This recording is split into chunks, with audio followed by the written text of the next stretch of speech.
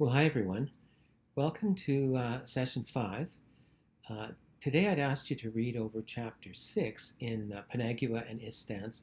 That's the chapter on gamification and gaming.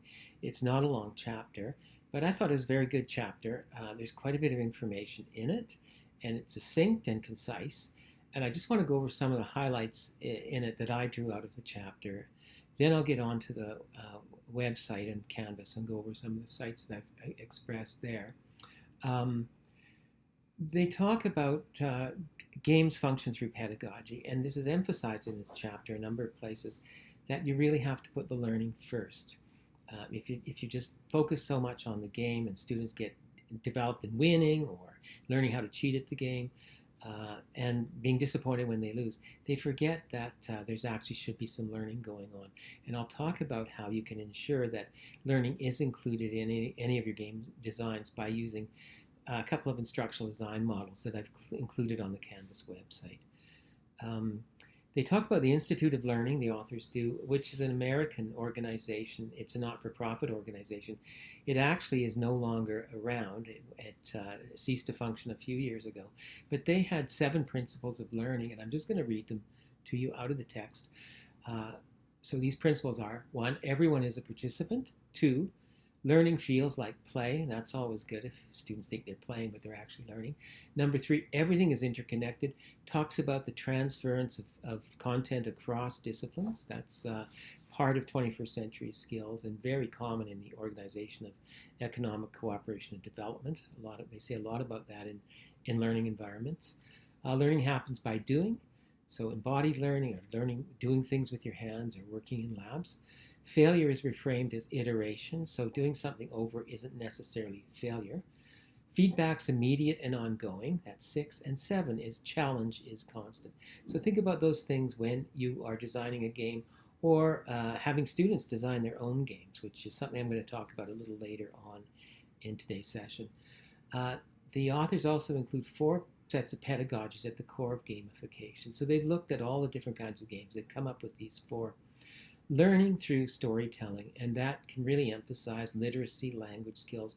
No matter what sort of game students are playing, there's very often they're really learning new vocabulary, communicating with each other, and spending a lot of time developing literacy language skills. Games can be used for assessment for learning, so you can see how they're performing in real time as they go through a game, if it's got learning content in it. A lot of games are based on problem solving and critical thinking and creative thinking skills. And the last one is experiential learning. So learning by doing, learning by being there. A little bit about simulation. A lot of gamings are simulated events, and they might be put up as a simulation because they're too rare to occur, too costly to occur, maybe too dangerous to occur. So a lot of times games rely on this simulated experience. The authors go on and talk about how to improve effectiveness in gaming, and they give 7 examples. I'll just mention one here. I've just got it written down. Gamification should start with a suitable pedagogical approach which will guide the overall design and sequencing of critical learning interactions and gameplay. So once again, they're emphasizing put the learning first and not the game necessarily. And they also talk about key challenges in game design. One example, there's 5 of them, is if too much effort is given to the logics of the gamified experience, including how to cheat. The gamification wastes attention that could otherwise be given to the subject matter. So if you're just focusing on the game again and the structure of the game and winning the game, then that's valuable curriculum content that could be covered and isn't being covered. So keep those things in mind. I'm going to now just go into the Canvas site. I'm going to go over the instructional design parts that I put in there. And I think to create a good learning environment, instructional design is necessary. We're going to look at an article that I found on the internet from the University of Waterloo, which is all about game design and gamification. And they do give some great examples of how gaming can be used in school classrooms. Then there is a couple of sites that I know students are using in schools. I know that because some of the students gave presentations on them in the STEAM class I taught last year. And finally, I'm going to do something I was quite interested in, and it's just using recycled materials to have students design their own games. And I think when they do that, it can really emphasize learning through storytelling because you need a great story to have a great game. So I'll go to Canvas right now and we'll start going through the sites that I've selected for you today. So we're now on Canvas in session 5, and we're going to look at games and gamification. Simulations I talked a little bit about already, how they're often comprise game stories. And constructed realities, I'm going to save that till we get to session 7. I'll talk a bit more about augmented realities at that time. The first article we look at is an article by George Siemens, and we talked about him last week and the week before. He worked in Canada at a number of universities, came up with this idea of MOOC courses. He's taken about 8 different books on instructional design and encapsulated them into about 10 pages. And it's quite a valuable article to read. The whole basis of instructional design is it's a systematic process. One of the key elements in it is to determine at the outset what the learning goals are or the learning objectives. And often they want you to write them in behavioral terms. The student will state, the student will construct, the student will make, the student will express. So or the student will solve a mathematical problem. And in that regard, they are set up in a way that you can then say, okay, how can I assess what these students have learned? Once you have those objectives met, next step, figure out how you're going to assess they've actually reached those objectives. He lists some instructional design models, and a very common one that's used is the ADDIE model. And it is an acronym for Analyze, Design, Develop, Implement, and Evaluate. The thing that you would analyze is you would analyze the learning outcomes, figure out what you want the students to do, and you might analyze the learners to determine what their priorities are in learning, their reading abilities, things like that. The evaluate portion of it is not evaluating the students, it's evaluating how well your lesson or your unit is constructed, or your textbook or something. It's like if the students go through this lesson and they only get 30% on the assessment, you might want to think this lesson needs redoing. So it's assessing the media that you've made, whether it's a lesson or a unit or a video or a game, something like that. So there's an iterative process. You evaluate and you go back and make the project better. He goes on and just talks about instructional design and gives you its conclusion of what are the benefits of instructional design, and some of the things that are used in it: a needs assessment, goal and objective identification. This is actually really important. Audience and setting analysis, content delivery development, evaluation and redesign. So there's that article, and we used to have a course in instructional design, a grad course in EdTech. It's still on the books, and we teach it. I don't think we've taught it for a couple of years. One of my colleagues teaches it, Peter Arthur, and it's a very good course. I'm going to see if we can have it put on the books next year. A really valuable course for teachers. I added this is actually an instructional design model. It's by John Keller. It's called the ARCS model. And it's actually an instructional design model, but it's really about motivation. And I just tell students, if you can design a lesson or a unit or anything that achieves all of these goals in the ARCS acronym, you'll be the best teacher on the planet.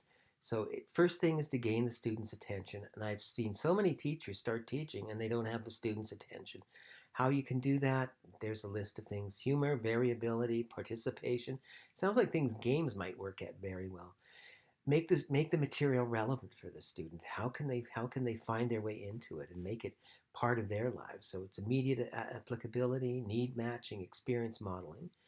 Let it build their confidence. When they go through this lesson, are they gaining confidence with themselves and their own abilities? If you give a lesson and it just destroys students' confidence, they're not gonna enjoy being in your class. And lastly, satisfaction. Do they do they feel satisfied after they've taken the lesson? Are there natural consequences and positive outcomes? So again, it's a model that's designed by John Keller. He's got his whole site online, and it's just called the ARCS model. I added this article. It's from the University of Waterloo, and it gives a very good description in a little more detail than the textbook of the difference between gamification and game-based learning. Talks about different goals that students can go through. It talks about badges, and badges were very popular about 5 or 6 years ago. They were going to be the new save everything in education, start giving students badges. Oddly, it's what the Boy Scouts and Girl Scouts have been doing for like 50 or so, maybe more like 100 years. Um, but it doesn't seem to have taken off the way people imagined it would. Leaderboards are things like who's on top. It sets up a very competitive environment for your classroom if you're doing that. And discussion boards, quizzes.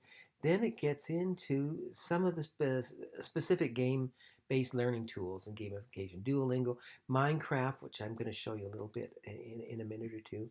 Coursera, Kahoot is like a multiple choice game for students. Some of you might use it in your classes. Top Hat, actually, as far as I know, is a whole learning management system. So there's that article to look at. I've just downloaded or not downloaded, I just have a link to the Breakout Edu tutorials. Many teachers use this, particularly in high schools, middle schools, and it is a game where you're solving how to break into a box and get the contents out. Takes a lot of critical thinking skills, creative thinking. I haven't worked a lot with it, but I know people in our class are actually working with it very extensively. And I also added Minecraft. A lot of students work with Minecraft, middle school, upper elementary, and you can create your own learning environment that is game based, and then students can go through and solve puzzles and work their way through this environment. So I've just added that to the Canvas site because it does allow you to make a learning environment. One thing I just put at the end, this is the last link I put in for today, and it's about children making their own board games. And I'm pretty sure if I was teaching grade 3 to grade 7 or 8, I'd probably use the ideas expressed in this site. It just uses recycled materials, do-it-yourself game making. The games don't seem very complicated, but you don't need a lot of things. Like when I look at that, I think, gee, that's something I want to do. You've got dinosaur models, cars, dice, scissors, and pens. It looks like a really wonderful art project, and I think you can make a model, a prototype of the game, and then you could actually make a really nice product in an art class. I'm sure if I was teaching the STEAM course right now, or maybe if we were doing this course right now, I might have one of the assignments, if we were meeting face to face, would be work on a team and design a game.